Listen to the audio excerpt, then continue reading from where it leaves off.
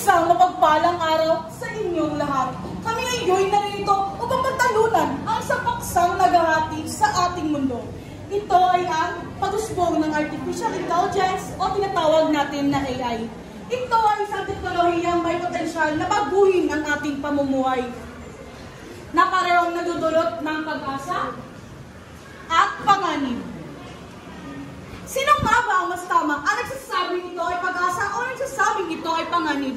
Ngayon ating tunghayan ang pagtatalo ng dalawang panig at sino sa kanila ang magdadali. Ako si Pag-asa, sa dilim liwanag ay aking dala. Sa mga nangangailangan na masaya aking ibibigay hanggang sa aking makakaya. Ang AI ang may pag-asa, isang instrumentong magpapagaan sa ating mga pasanin at magandang kinabukasan ay ating mangkin. Ako naman si Panganib.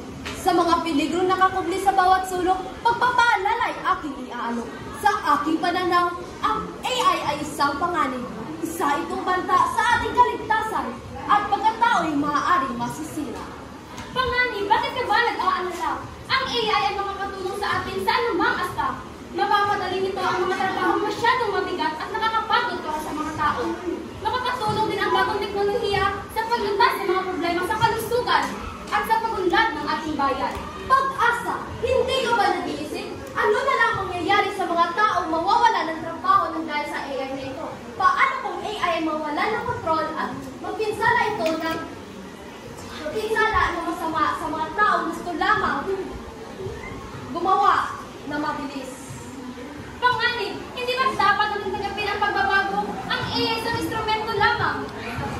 Isang instrumento lamang at depende sa paggamit kung paano at ano. Kung gagamitin natin ito na may pananagutan, ito ay makakatulong sa ating mamamayan.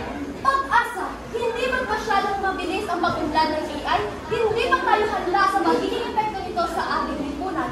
Paano kung kontrol ay mawala at magdulot ito ng masama? Pag-usbong ay hindi maagtin. Panganib, hindi ba dapat tayong magtulungan upang matiyak ng AI ay sa ikakabuti ang paggagamitan?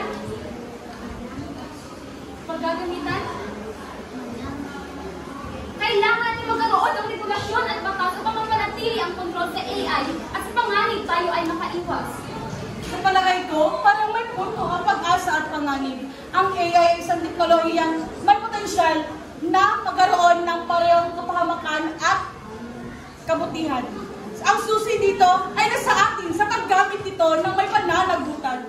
Ang AI ay isang malaking pagkakataon sa ating mundo, ngunit kailangang maging maingat at mag-responsable sa paggamit nito. Oo, dapat natin isalang-alang lahat ng mga panganib at gumawa ng hakbang upang maiwasan ang kapahamakan. Sa huli, ang pag-usbong ng AI ay isang panghamon sa ating buhay. Kailangan natin pagtulungan upang maisagawa at gawing instrumento ang AI na maging pag-asa at hindi ng panganib. Mga kasama tayong maglakbay